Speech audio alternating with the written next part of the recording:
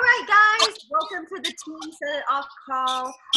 Tonight's topic, hey, Kelly, can you mute yourself just for a second? Okay, awesome. Okay, so tonight's topic that we're going to be discussing is actually going to be one of our very own coaches, Kelly Buchanan. Say that 5 times fast. But she is one of our recent coaches. She's has had a record-breaking month. She's hit Success Club 18, and it isn't even over yet. She's rank advanced to Emerald, and she signed up 4 coaches, and another one probably on the way. You know, never say never until they actually sign up, right? But through all of this, Kelly's fitness journey is very, very inspiring, and I think a lot of people on our team don't actually know her fitness journey. So today, I'm just going to kind of basically hand it off to Kelly and let her tell you about her journey over the last 5 to 6 years, how Beachbody's played into it, where she started as a coach, and then obviously like the action plan of like the tips of like what set it off, hey, for her recent success. Side notes before we get started,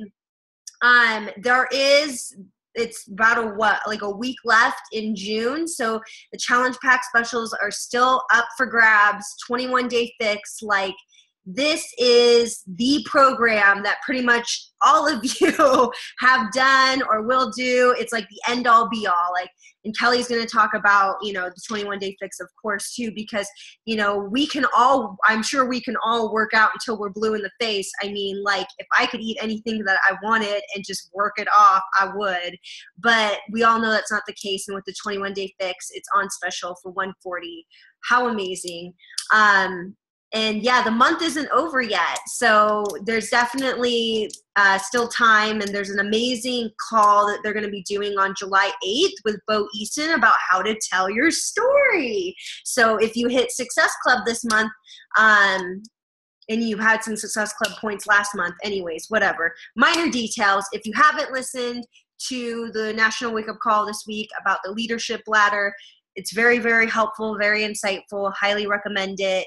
And I think that's pretty much it. We have some really good stuff in the works. But yeah, I'm going to just let Kelly do her thing. So Kel, it's all you. I'm going to mute myself. Hi. I am so happy to see you all.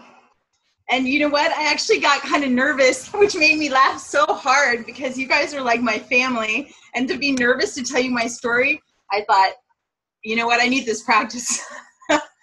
So anyway, I actually had to change my clothes twice, and then I keep having to go and pee. So I just wanted to tell you all that I was so excited that I got nervous to tell you. And I found a bunch of pictures. Okay, so where to start? So I'm just going to try to keep this short.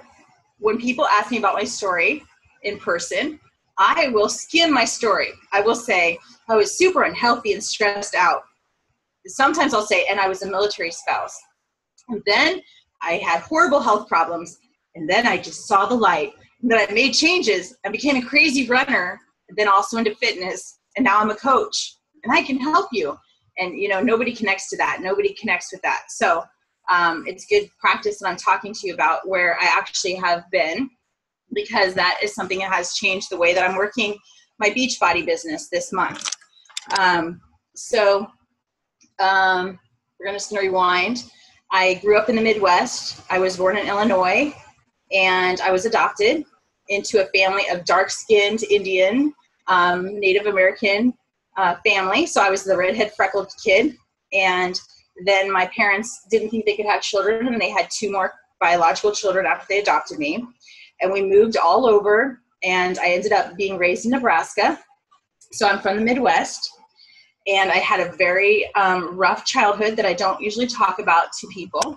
I had a really miserable childhood and a lot of abuse, a lot of neglect, and I couldn't wait to leave Nebraska. I couldn't wait to leave. So when I was in high school, I was the girl that was the smarty pants, and I was just boom, boom, boom, boom, boom.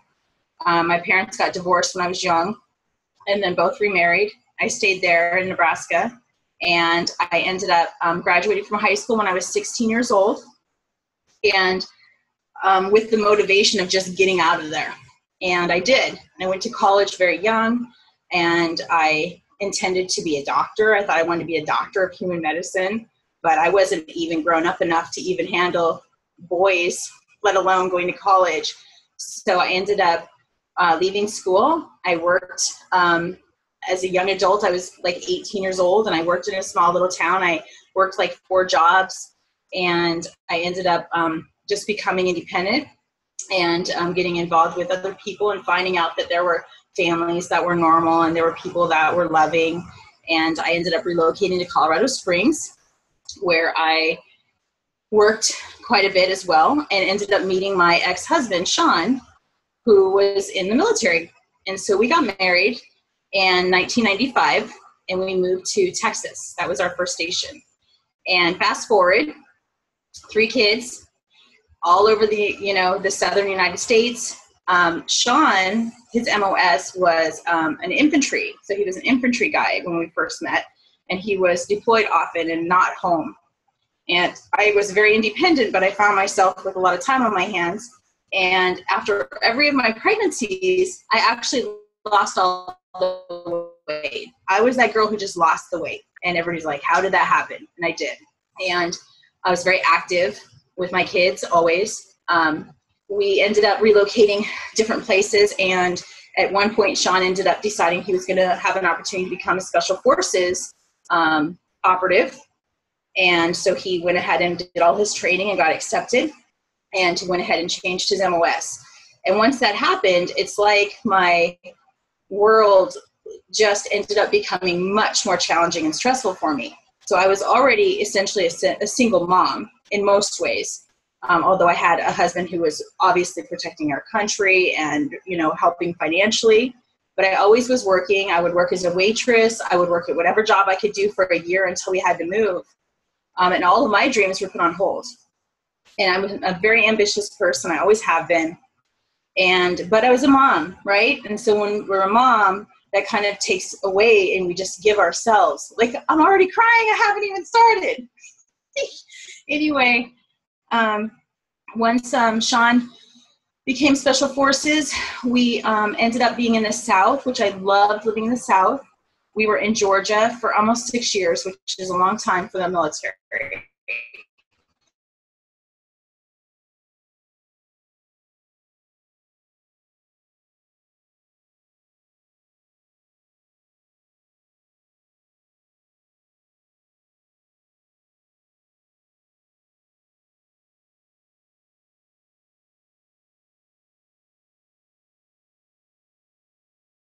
Well, and I enjoyed it so much. Uh-oh, what happened?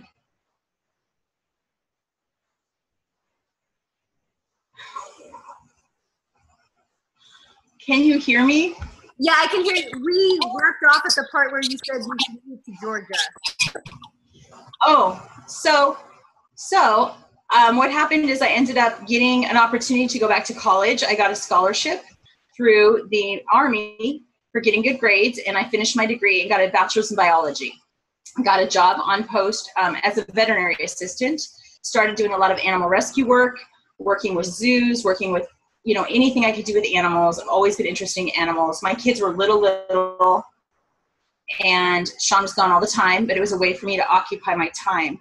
And I got a lot of training. I ended up getting a second degree. I got a second bachelor's of science in zoology, and I really started to find some independence with myself. And then when Hunter, my youngest son, was 2, and I was 29 years old, I got diagnosed with cancer, actually. And I had a lot of problems and was kind of just being treated symptomatically, and finally saw a civilian doctor who was not messing around, did a biopsy of my right ovary and said, you have cancer, you have ovarian cancer, and took it out. And Sean was gone. He was in Iraq. This is when the Iraqi conflict was happening. And remember, I had a terrible childhood, so I don't have a relationship with my family. So I was very alone. And within a couple months, it had spread. So they just did a total hysterectomy and took out my uterus, took out my left ovary, took out everything, and then did radiation for 6 months. And I had some military friends that were very close, like family to me. And I'm so fortunate now looking back for them.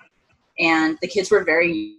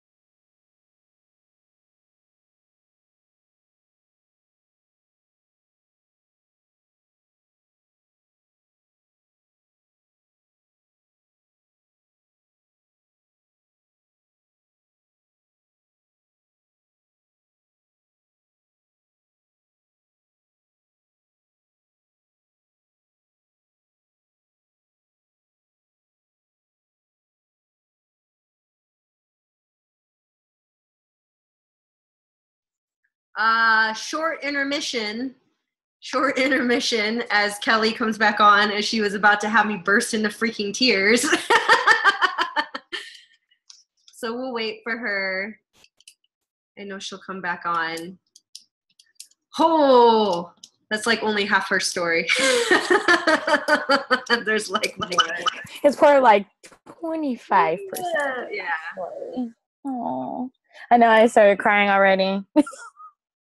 Craziness, man. We all have, and it's like, it's crazy. We all have our own stories. And so as you listen to Kelly's story, I just kind of want you to think about the things that you've gone through. I mean, it's not like, you know, it has to be something crazy traumatic, but we've all gone through certain things individually, you know, and it resonates with a lot of people, and it's very inspiring. So definitely something to think about. Okay, you're back. So we're going to edit it since my internet keeps going out. I was very unhappy and having problems with my weight and a military spouse, and we were able to get a station in Fort Lewis where we had been before and I wanted to be. So came to Fort Lewis in 2006. I was able to be someplace where I knew we were going to be stabilized for a while, and I started to pursue my career. And while it was happening, my ex-husband, Sean, was suffering from PTSD. He had been on so many deployments and had been in so many scary situations. The military is very supportive of their soldiers now, and they try really hard to make mandatory things, but it wasn't always that way. Special Forces community kind of has this idea that you're just this little enclosed group with support, but really it's not. It's like you're this secret, separate from the Army. So I also to be married in Special Forces was rare. So there were no other married couples for support. I concentrated on my career. I was unhappy and I started to gain weight, and I just started losing control of that and just not paying attention to it. I was working in vet science, but it was very stressful for me. And so at the end of the days, I would drink alcohol. It would be nothing for me to think about just drinking 4 beer after the kids went to bed, and just not eating well. I'm the girl who would not eat breakfast, and I would not eat breakfast, and I would drink a Sprite at 2:00 in the afternoon because I felt nauseous. So I found myself really unhappy in 2009, and Sean and I were having all kinds of problems. He had hurt himself, and he was home and having, no opportunity to deploy, and we were having to live together. And I found that I'm super independent and strong-willed, and he didn't know how to be a husband or a dad. And he said, I don't want to be a dad. He said he didn't want to be a dad, didn't want to be a husband, didn't think he could. So he just really needed help. And so we decided to separate. And at that time, I started really just looking at my life. I wouldn't say that that was like a moment that made me look at my life, but I absolutely started having introspection because I wanted to be happy. In the meantime, I've been having all kinds of physical problems. I've been on high blood pressure medicine for at least a year, high cholesterol. I had a horrible back. I had had so many back injuries from lifting heavy dogs and not having the muscles to do it. I was probably a size 26, I would guess with you. My scrubs were a XXX large. And I did not even see this, I did not even see that this was something that was within my control. And I remember coming home from the clinic, and I had this little flight of stairs that was like 5 stairs on my porch.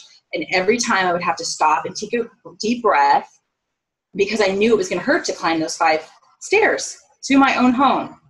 And so I would take a deep breath and I would climb these stairs, knowing I was going in to my 3 teenagers as a single mom after working, 12 hours or whatever I did.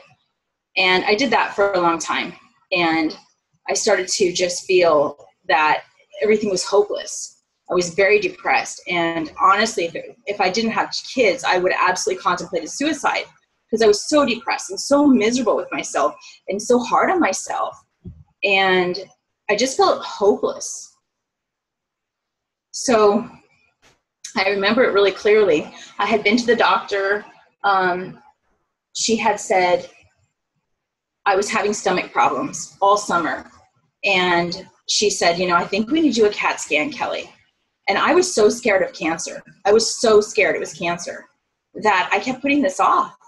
And she said, there's lots of things it could be. But, honestly, and she wasn't even a doctor. She was a PA.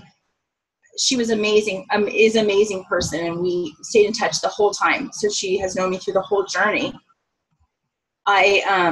She said to me, she had the guts to say, I honestly think that you're not taking care of yourself.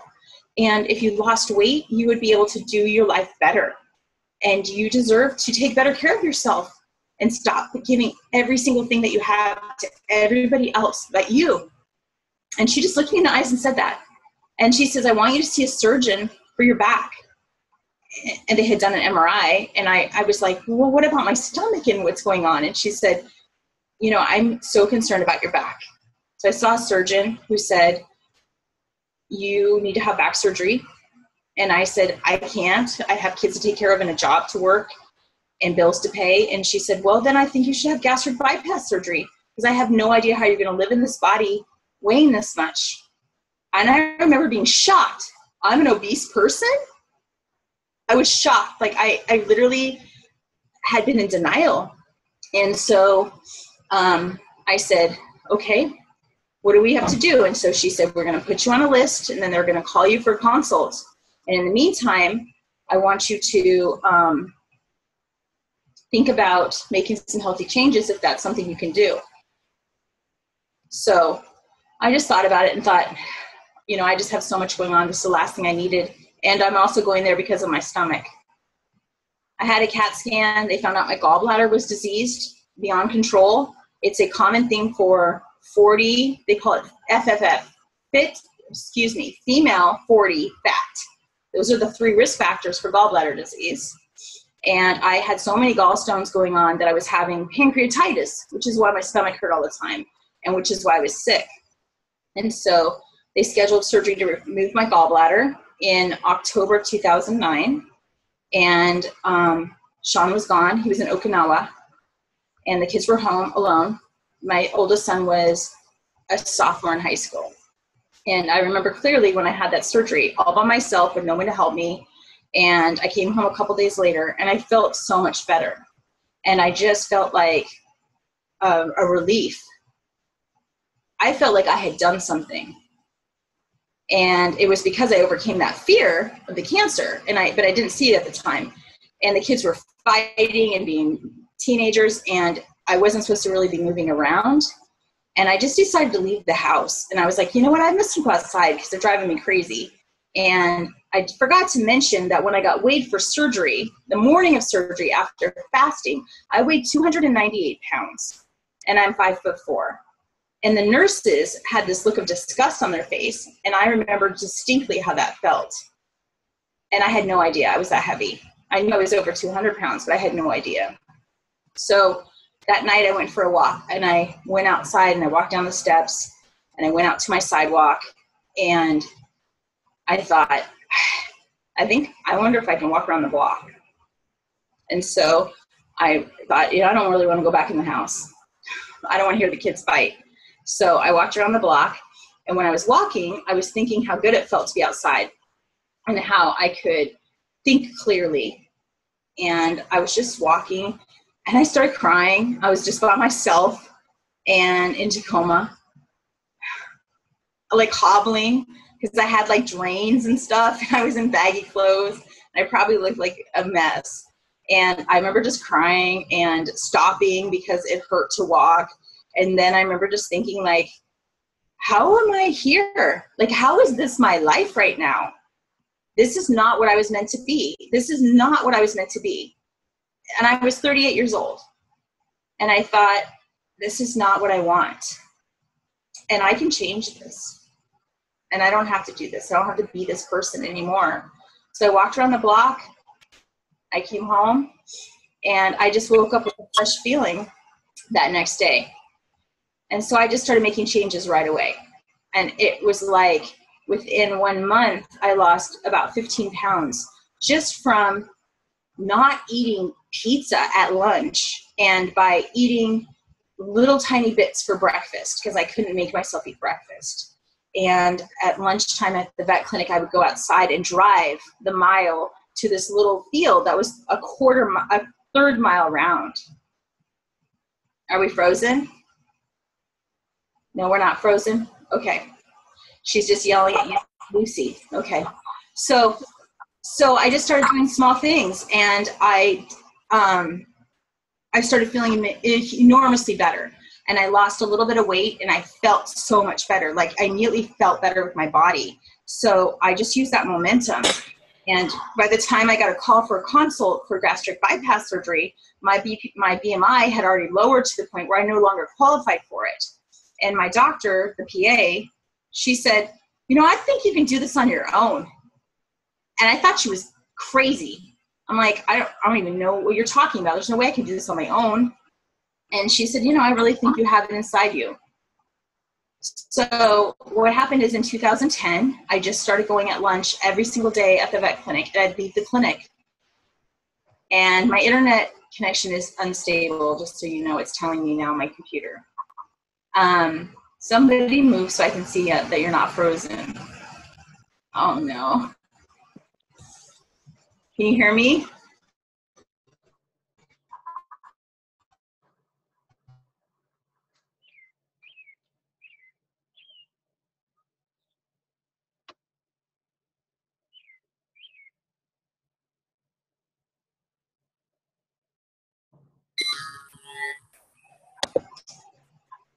Are we back?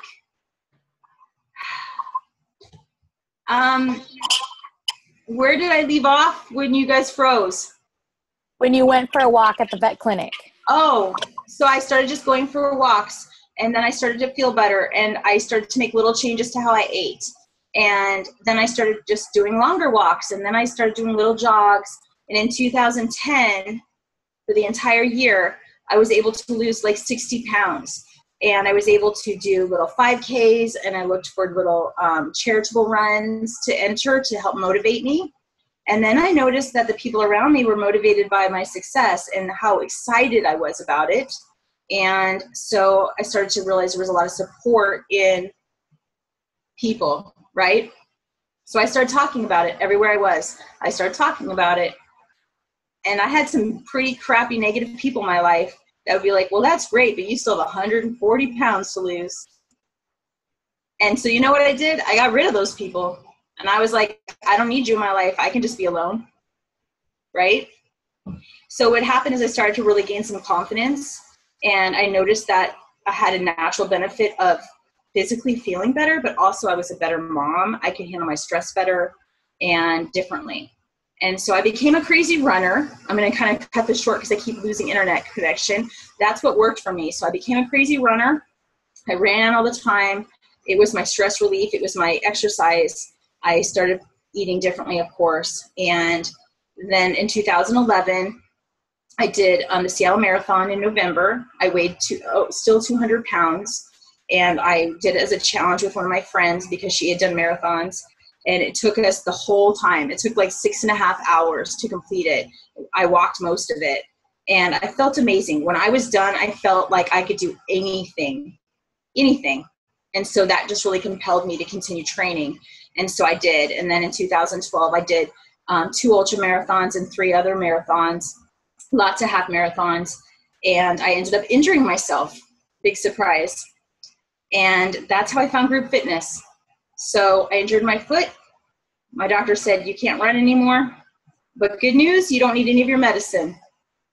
And good news, your body composition is getting healthy. So I came to the YMCA and I walked into a group exercise class and it was ripped. And I weighed 180 something and I just got addicted. I couldn't believe there's all these people having fun to music and they're all there to help each other. And that's how I came into group fitness. I became a volunteer at the Lakewood Y for 8 months, taught ripped all the time, got a lot of education. That ended up leading me into working at the downtown YMCA. They hired me as a paying position, and I ended up working there for almost 1.5 years full time. I thought that my future was going to be as a director of the Y. I really thought that would be the place for me to help people. And because I enjoyed it so much and I got so much reward out of it, I ended up planning to quit my day job, which was very stressful. And I ended up saving money and for almost 8 months. And I saved enough money that I knew that I could pay the rent for the kids and I could live off of. And I just quit the day job and I just worked at the Y. And I taught classes and I was a crazy person teaching classes, and I taught 15 RIP classes a week.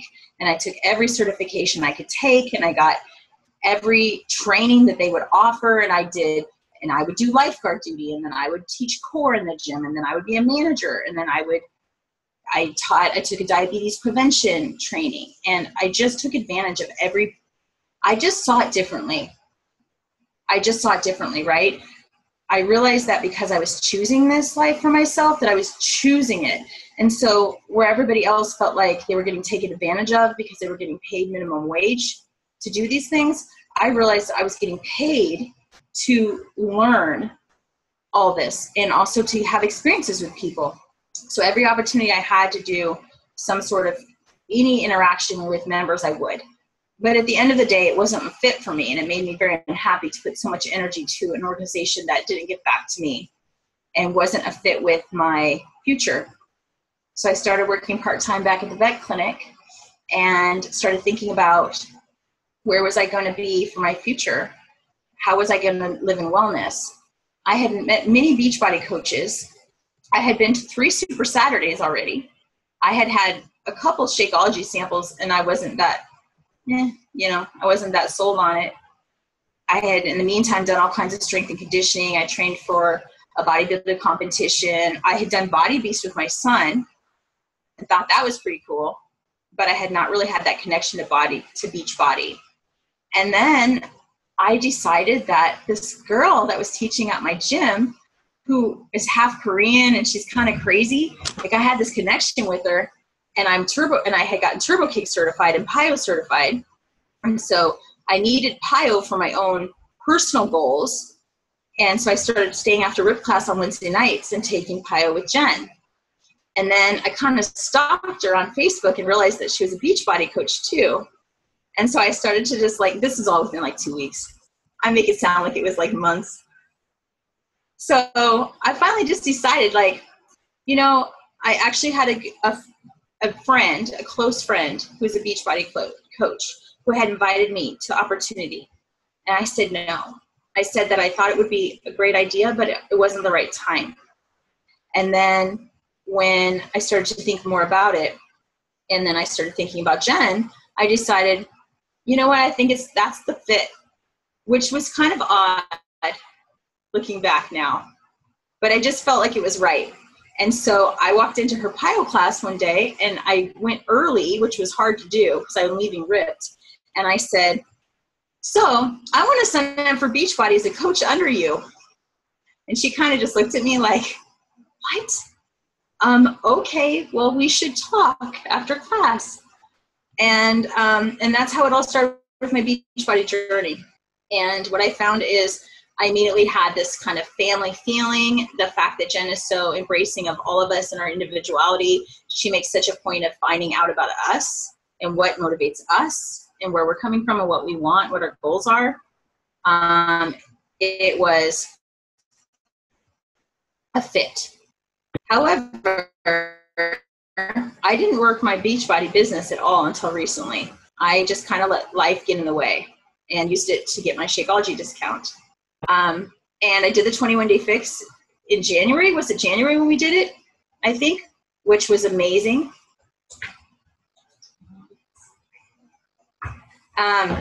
I kind of feel like with the 21-day fix, what I tell some of the girls that I meet, I feel like it's everything I learned in 3 years about nutrition, and then they stamped a like label on it and they sold it. I kind of feel cheated. Like I should have done it first. I'm just kidding.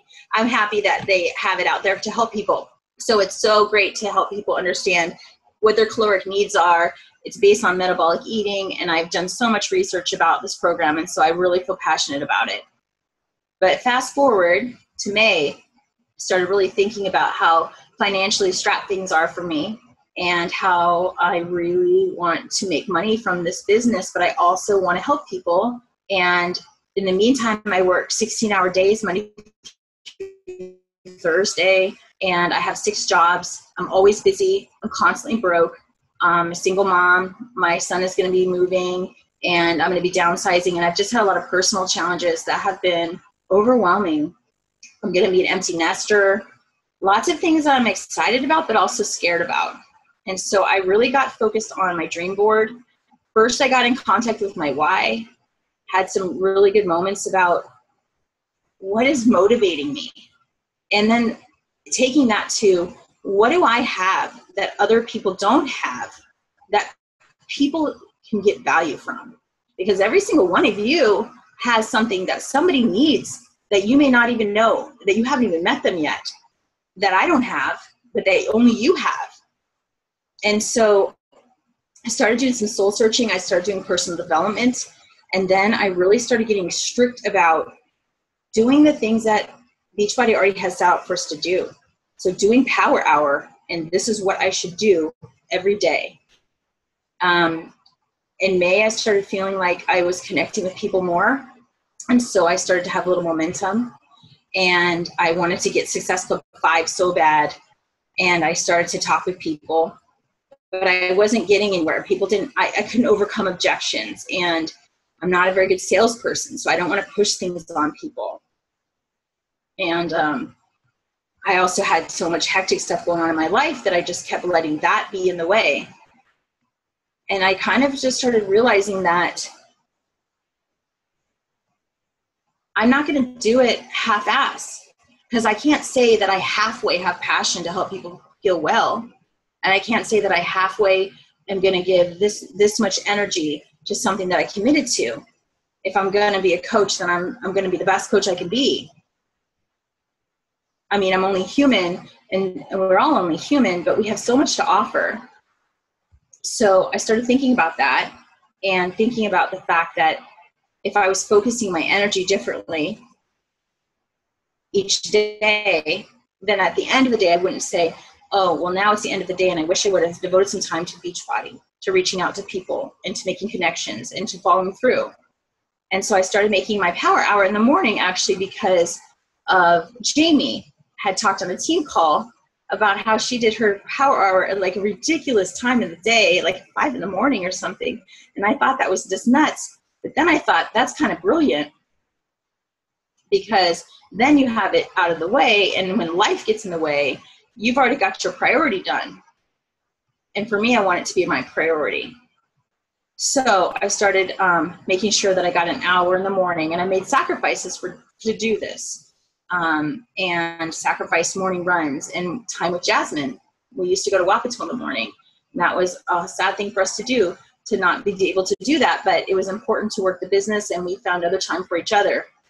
So within a week of doing that at the beginning of June, I noticed that people would respond to me differently if I would listen better to what they needed and not just think I had the answer before I had heard them. So some of the things I did differently is I took notes while I was talking to people, and I asked the questions that we have to get more information from them. And I found out that people will be very straightforward with what they actually want and need. And it's not almost never what I think it is. I found out that people, there are people that just want to sleep better. They may lose weight and they may have weight to lose perhaps, but they want to sleep better, and that's their goal. And so how do I help them connect with tools to help them with that? And then I have, of course, found lots of people who want to eat better, eat healthier. So when I would see someone who had that need, I tried to be more sedate with how I would interact with them. And I just got information and I let things be their choice. But I also did a lot more personal contact with people. I also made a point of, Jen always recommends calling people. People respond differently when they hear your voice and your voice inflection. And so I would call people whenever possible and talk on the phone with them. And I noticed that if I have a phone call, then I wouldn't have any more texts because that would be it. Done deal. Started using Voxer before we were using it as coaches, of course, together, but I immediately started inviting people to Voxer.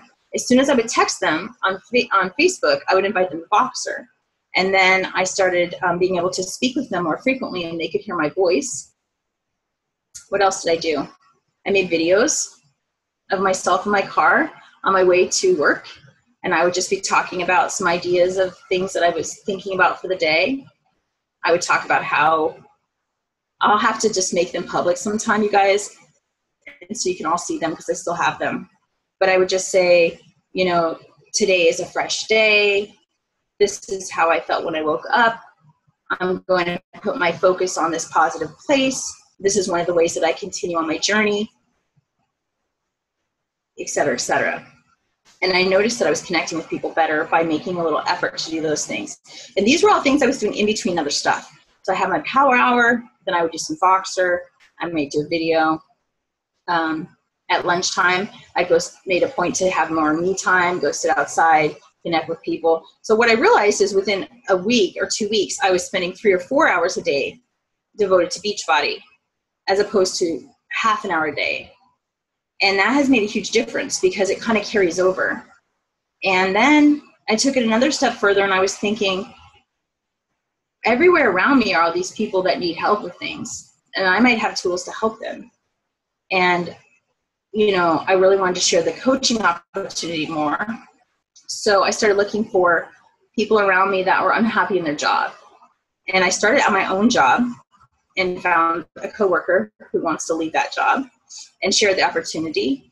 She had never even tried Beachbody, and she just jumped on it and said, yes, because I see how happy you are doing it. And then I started looking at the grocery store, and I started looking at students in my class that were stressed out teachers. And I just started really inviting and not being scared to invite. Because if you have sincere things to share about your personal experience, people connect with that and they'll say, this is not for me. And then you just say, that's okay.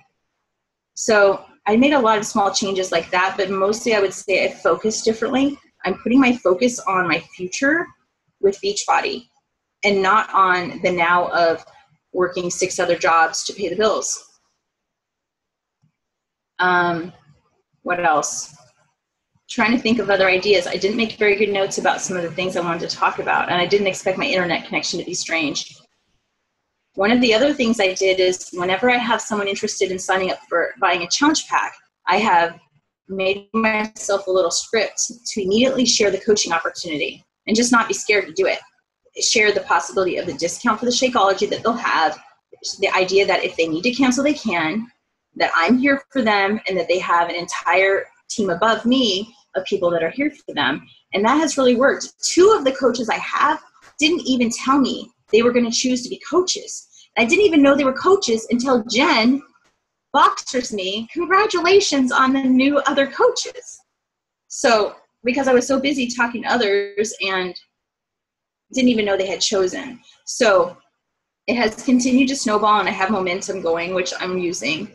I also have been keeping my dream board alive.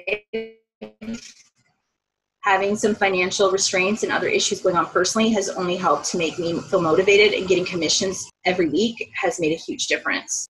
I've had a lot of sacrifices I've made. We've had some hard family times. We've put our dog down. My son's getting ready to move forever to Utah, which I'm excited for him. He gets to be with his dad for 2 years, which is an amazing opportunity for them both. I'm going to be moving. I have to downsize. I can't afford to live in a 4-bedroom house with a fat orange cat, nor should I. So I have definitely felt emotionally stressed, and having this focus on going forward with this business has made a huge difference for me.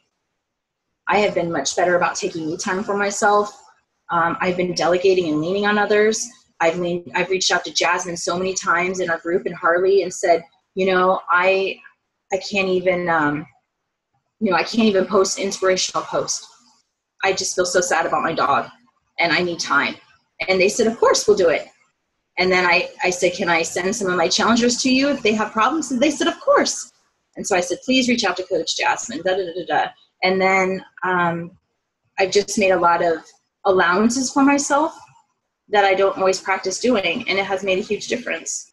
So one of my fears was going into Super Saturday in July and having the opportunity to share my story. But my fear was that they were going to ask, how has Beachbody changed your life? And I would have nothing to say. Oh, I already met my goal weight before I even came to Beachbody, or this, and that. And I also haven't worked the business, and I'll let you know that next year. So it's been exciting for me to know that I have some good things to say, whether I do get to share my story or not. At the end of the day, the best reward is these women that are changing their lives and that trust me to help themselves. And it feels so good to know that I have a place where I can put effort into a business and I'm going to get out what I put into it. So that's that.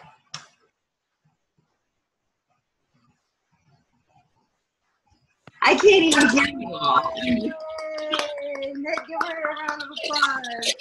Oh, I had pictures. Bravo. I guess I'll show you a quick picture. Do you want to see a quick picture? Yeah. Okay. Let's see. So these have both been online. This is a picture of me, and this is Thanksgiving in 2010, and I'm basting a turkey with butter. Can you see it? You can only tell this is me because I have a tattoo on my wrist. I hated pictures of myself, as you can imagine. My face doesn't even look recognizable. This is a picture of me I don't put on social media because I'm holding a dying cat.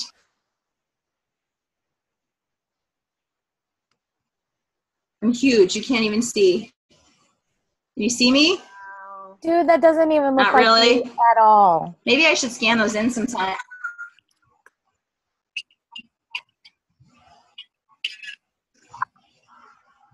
Here's my crazy runner group. That's me. Dr. Roy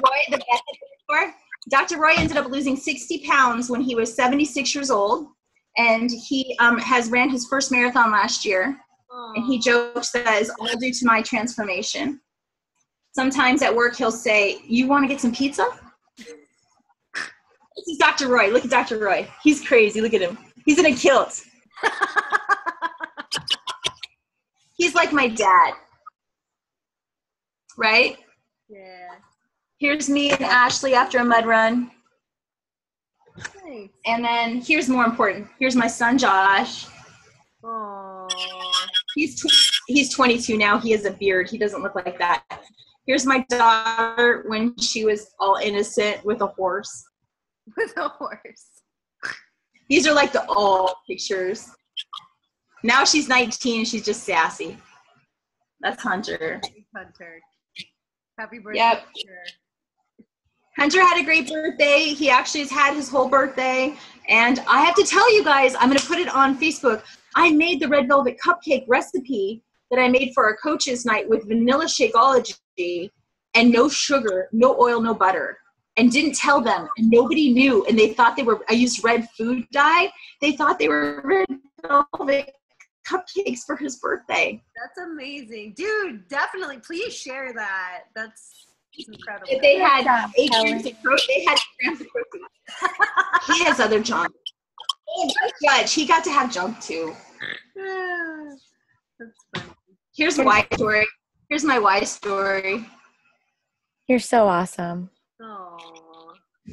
Anyway, it's been a journey. Every single one of us has journeys that are so important. And the thing that I've learned the most is people connect to us because we talk about our why. And the reason people are responding to me now and I'm overcoming objections is because I listen, but I think about what do I have inside me from my experience that can help this person? And secondly, if I don't have this, does anyone else on this team have this that can help this person? I mean, that's something I think a lot about. Very cool. I think the biggest thing that I've kind of taken away from your talk is that you really tapped into your why, and it became very crystal clear.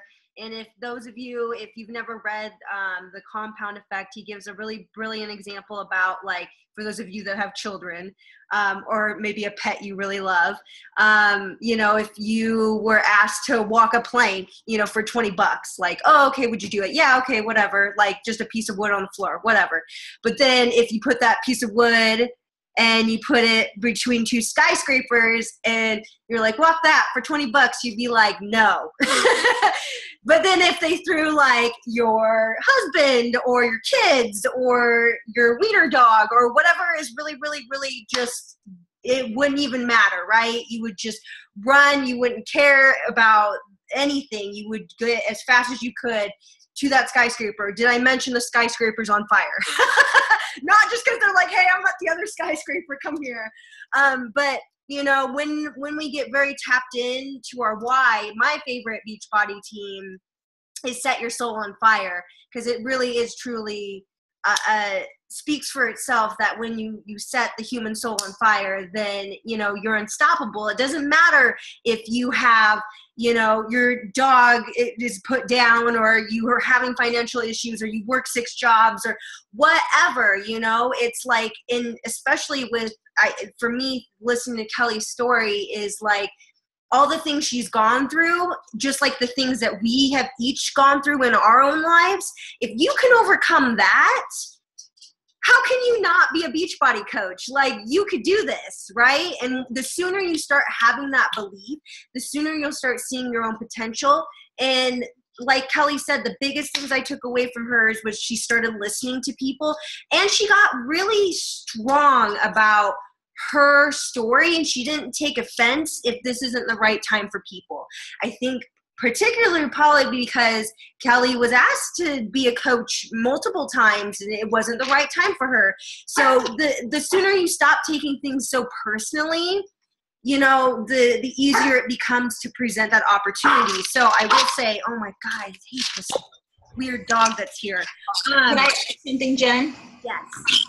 I just wanted to say that one of the things I also have learned a huge lesson about is I don't feel that I make assumptions, but a lot of the people that have reached out to me from Facebook posts that aren't always, like, I'm so timid to even put my before and after, heaven forbid, with my freaking abs and my huge scar.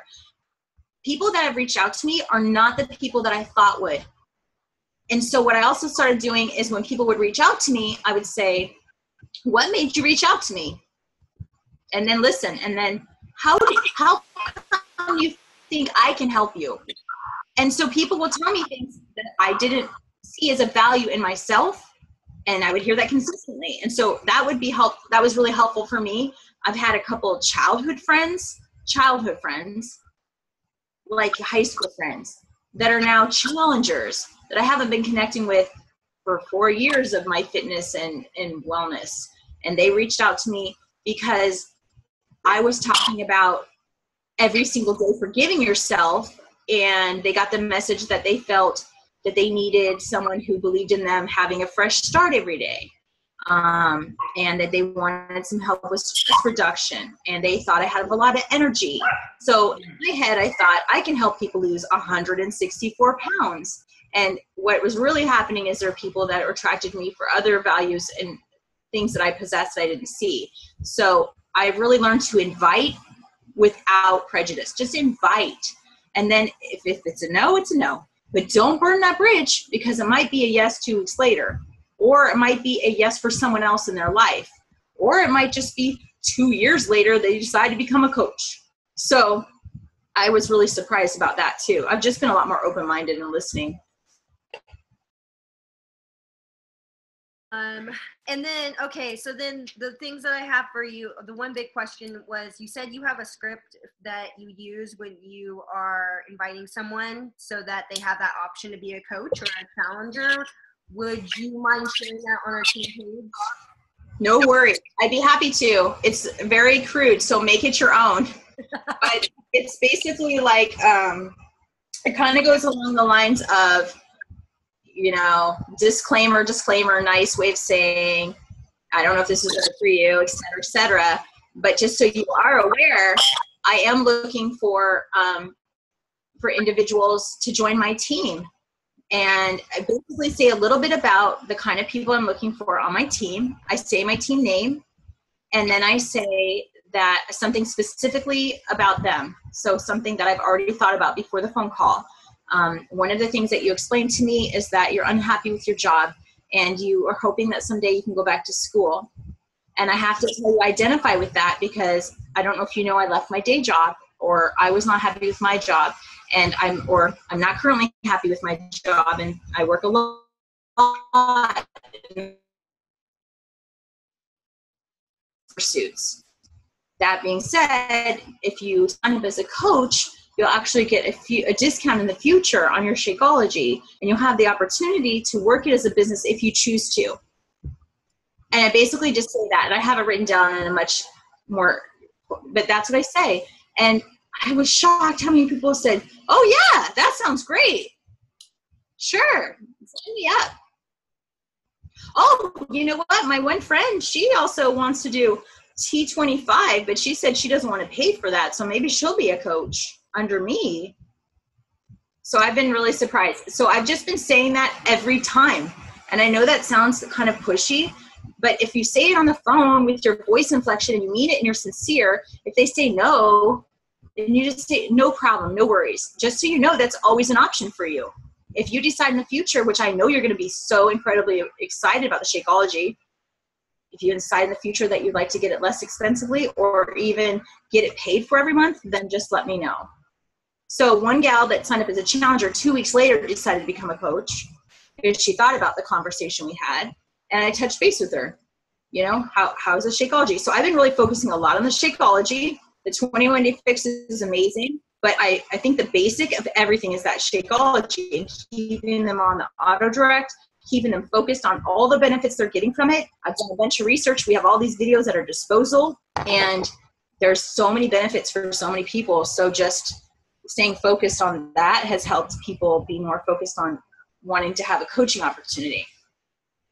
So, but yes, I will get it, and I'll put it on the page. Awesome. Well, thank you so much, Kelly. Does anyone have any questions for Kelly before we wrap up? I know I was kind of vague with a lot of things that I said, so if you do think later that you want to connect with me personally, please do, because I do have a notebook full of like 6 pages of notes that I wrote in the car a couple weeks ago, just like Jen used to have the sticky notes at your work with just like a couple words and you're not really sure what they meant. Like, I had a bunch of that, and somehow it helped me connect with more people by writing that down. So at some point I'm going to go ahead and I'm going to look through those things, and I'm going to make a video and I'm going to talk about it, because I'll look back on this period of time and I'll feel that it was pivotal for me connecting. And I would never have done this without knowing that I have this team. I'm going to cry now. No, don't cry. Cry. So cute. Jen, I'm so excited. Jen Kimball, I'm so excited you're here. I didn't want to call you out, but I'm here. It in means a and lot out. to me My to have connection's not working. Because you're here. That's what's important. Anyway. It's all recorded too, so everyone can go back and watch it and cry whenever you feel like crying. Oh, I did. I love it. I love it. I love it. I love it. Well, thank you again, Kelly, so much for sharing your story. I feel like it was just like the iceberg of everything that you really have to share. You know, there's so many little side stories and bits and pieces that, you know, is really cool about being a Beachbody coach for every single one of us, because you can start to share parts of your life with people, because people don't know. Like, people don't know when they look at Kelly that she's lost over 160 pounds, or, you know, what we've each been through, you know. It's so important. Like, people still don't even know I moved to California. So it's very important to continually share your journey, just because you're like, oh my God, well, I've already said this once. Like, not everyone has seen it, you know. And so that's why it's very important, you know, stuff like Transformational Tuesdays, share something about yourself, you know, even if it's not a physical, like, it's not about the abs, you know, like, I mean, abs are cool and everything like that, but it's not about the abs. It's about us. People just want to be happier. And so you're going to find people that are looking for a part of your story that you can share. You know, and the thing about being a leader isn't that you pushing people, you're bringing them along with your journey, you know, even if you're just one step ahead. You don't have to have all your shit together. You just got to care, right? You just got to be passionate. And it starts with us, and it starts with us, you know, really believing in ourselves, because, you know, how can we have anyone else believe in themselves if we don't believe in ourselves? So, big takeaways. So very, very good. Give it up for Kelly. Hey! Did we give you a proper send off? Oh my God, I'm trying to find. There's only. Please, are you gonna put music on? Are you gonna please put music on? Okay. I'm in will you dance? Kayla, will you please dance too? Kayla. Oh. I already know Jasmine will dance.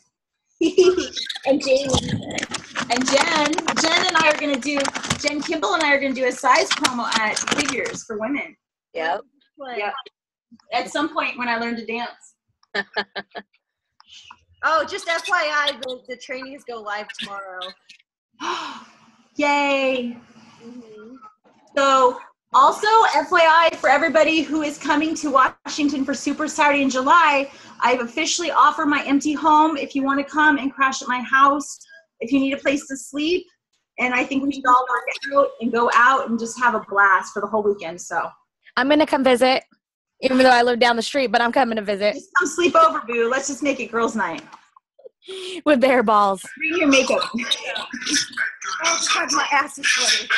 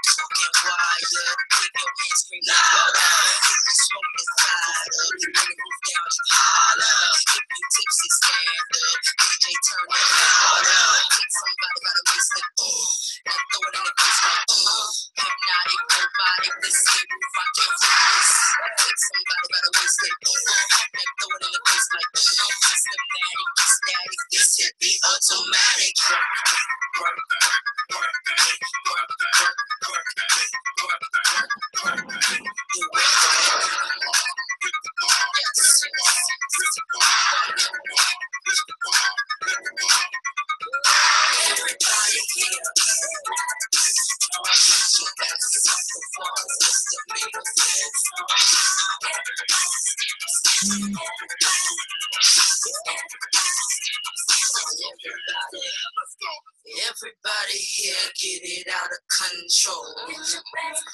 Cause misdemeanor sex. Nick, where's your dance moves, Nick? Go, Nick. Go, Nick. Oh, I miss you too.